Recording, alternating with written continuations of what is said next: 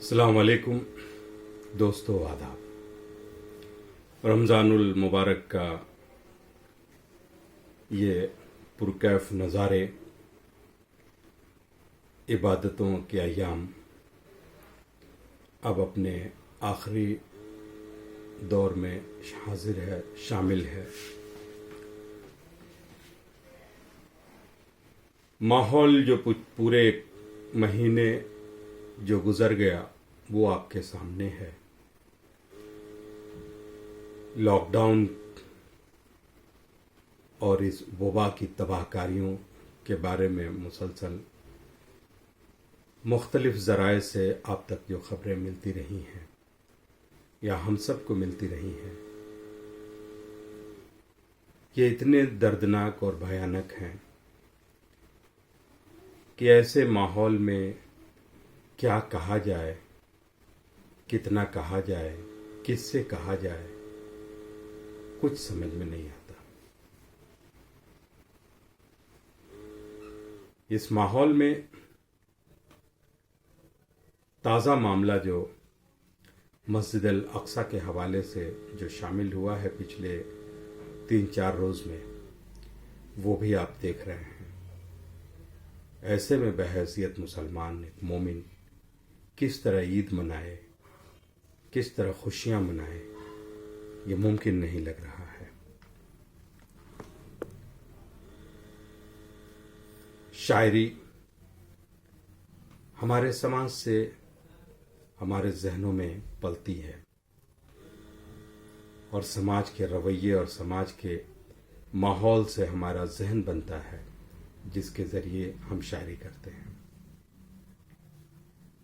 جو ماحول اس وقت ہمارے سامنے ہے، اس میں کیسی شاعری ہو سکتی ہے، یہ آپ بھی جانتے ہیں۔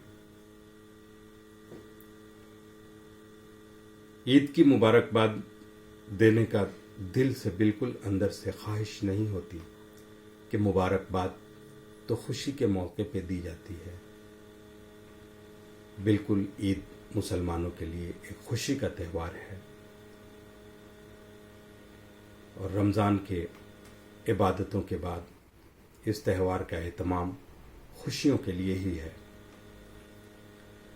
لیکن یہ سارے ماحول اجازت نہیں دے رہے ہیں کہ اس وقت کیا خوشی منائی جائے۔ بہرحال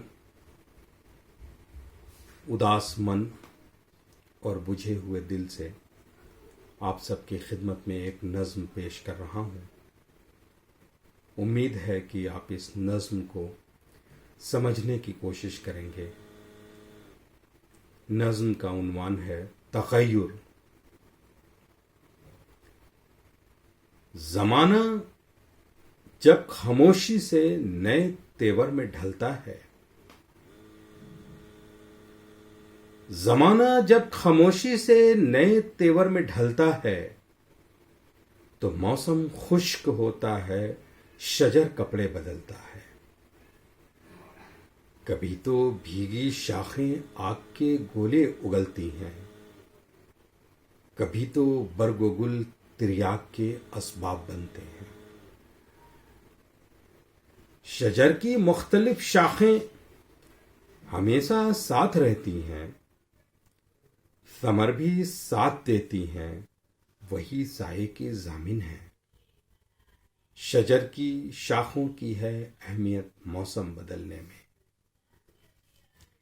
یہی شاخیں جو اکثر موسموں کا رخ بدلتی ہیں، اگرچہ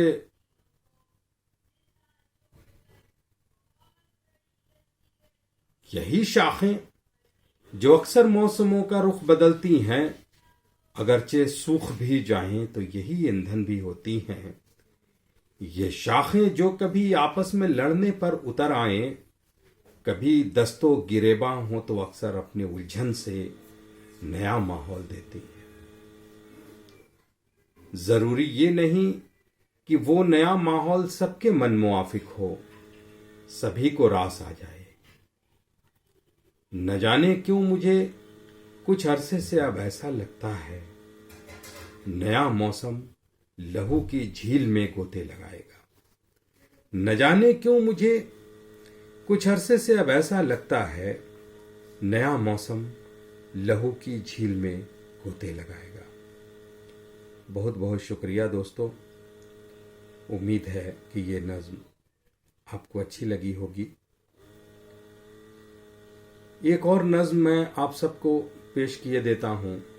दरमियान में बताता चलूँ कि आप इस वक्त खाकसार डॉक्टर अफरोज़ आलम की नज़्म मुलाज़ा फरमा रहे हैं। आइए एक नज़्म और आपके गोशे गुजार करता हूँ। नज़्म का उन्वान है उम्मीद। ये नज़्म भी इसी हालात के पस मंज़र में, इसे महसूस करें कि चश्मे हैरत में जख्मों और लाशों का जो समंदर ठहर ठहर कर डरा रहा है। चश्मे हैरत में जख्मों और लाशों का जो समंदर ठहर ठहर कर डरा रहा है। मैं उसके साहिल पे बैठे बैठे आने वाले युगों की खातिर दो चार नज़्में लिख रहा हूं। अगर मैं ऐसा न करूं तो मुझे बताओ कि क्या करूं मैं। चश्मे हैरत में जख्मों और लाशों का जो समंदर ठहर ठहर कर डरा रहा है। मैं उसके साहिल पे बैठे बैठे आने वाले युगों के खातिर दो चार नज़्में लिख रहा हूं। अगर मैं ऐसा न करूं तो मुझे बताओ कि क्या करूं मैं। अहदे हाजिर के खुश्क दामन सुर्ख लाशों से भर गए हैं। अगर कुछ इसके सिवा बचा है तो बस मशीनों का शोर सा है। फिजा में धुआं घुला हुआ है। मैं इन फिजाओं में घुट रहा हूं। दो चार नज़्में लिख रहा हूं। अगर मैं ऐसा न करूं तो मुझे बताओ कि क्या करूं मैं।